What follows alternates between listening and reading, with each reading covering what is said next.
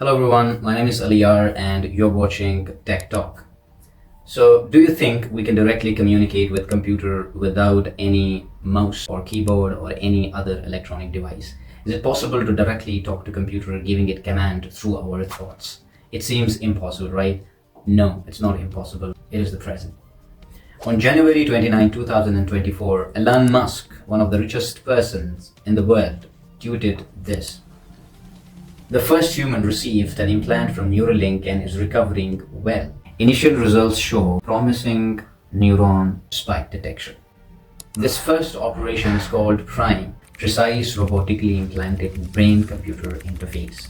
The chip which was implanted in human brain was called N1 and it is also known as Telepathy, and the robot which has done this operation is called R1 robot. This operation was so much intricate and complex that human surgeons cannot perform this operation. That's why to implant that chip in human brain, it needs a very specialized surgical robot which is also known as R1 robot to implant that particular chip in human skull. So who was the person who got the first chip implanted in his brain? It was Nolan Arbok, 29 years old, who was paralyzed because of diving accident, and he was not able to move. He was paralyzed down from the neck.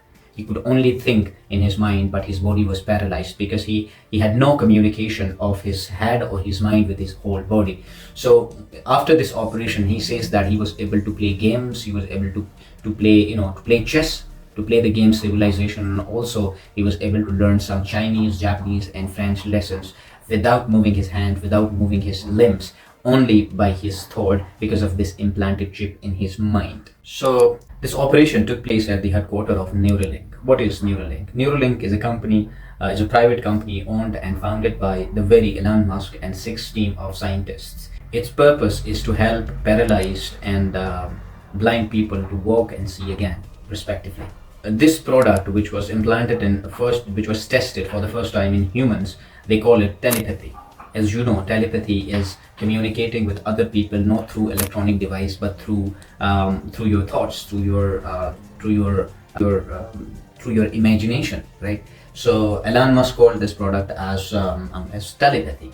Elon Musk says that it enables people to control electronic devices such as computer, mobile, any other electronic gadgets through your thoughts, through your thinking process, just through your imagination.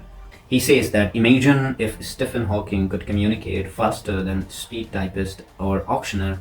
That's the goal. So they wanted to make what happens when a person is paralyzed? I mean, the person's body is properly working, the person's mind is properly working, but there is discommunication between the brain and that particular part of the body. For example, if you got back injury and your spinal cord is injured and is disconnected, is your mind, the connections of the wires which connect your whole body to the spinal cord are broken. What you can do is you can bypass that connection and you can communicate your mind, or your brain can communicate not through the spinal cord but through the device, or through the very chip they call the telepathy, or they call it N1 chip. They can bypass that injury of the spinal cord and directly communicate with hands and limbs of the body, making the person able to move his hands if he's paralyzed, or can move his legs. This chip would be lithium battery operated. It can be wirelessly charged.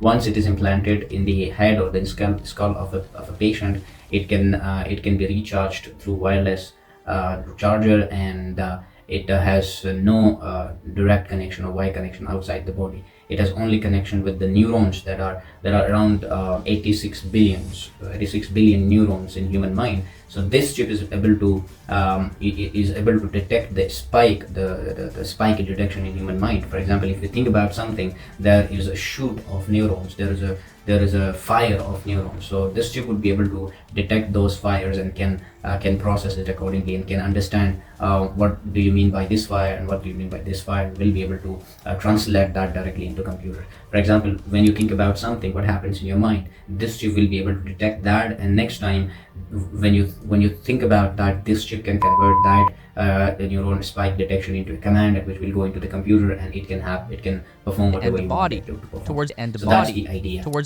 So what are the potential benefits of this product? The first thing is restoring lost function. For example, people of paralysis and neurological conditions, Neuralink could help regain control over bodies. Enhanced communication. Imagine that you could communicate with your computer directly without any mouse or keyboard through your thoughts. How faster that communication would be. So it will definitely enhance the speed that we have in communication with computer. It will speed up that process and resulting in huge amount of output, through computers or through human minds. It will definitely, enhance up the capabilities of human mind. Treating brain disorder. This technology might help treat conditions like Parkinson's disease by directly interfering with abnormal brain activity. So there are safety concerns and ethical concerns regarding this technology. For example, if you're thinking about something very intricate, this chip will be able to record it in Neuralink's cloud or in Neuralink server, and then they can process it the way they want it. So the privacy and safety of data is one of the greatest concerns that need to be taken care of. The second is the hacking. For example, if somebody hacks your mind, he or she can do whatever they wanted, because now your thought process is not in your hand; it is somebody else's hand, and they can change. If you can detect spike detection in the brain, you can definitely change it. You can change it according to your own benefit, according to your own plans. So that is the risk that needs to be taken care of. So this was the first human trial, which was successful. And it will not stop here. It has a long way to go. In future, me and you will be able to communicate not through the medium, the mobile that we use, but through our thoughts. I can know whatever you think about me, and you can know whatever I think about you. And this can happen to everybody in the world. What about having grudges about each other? So this is the future. You will be able to know what I think about you, and I will be able to know what you think about me. This is not a science fiction anymore. This has a potential to be a reality. Thank you so much for watching. I'll see you next time.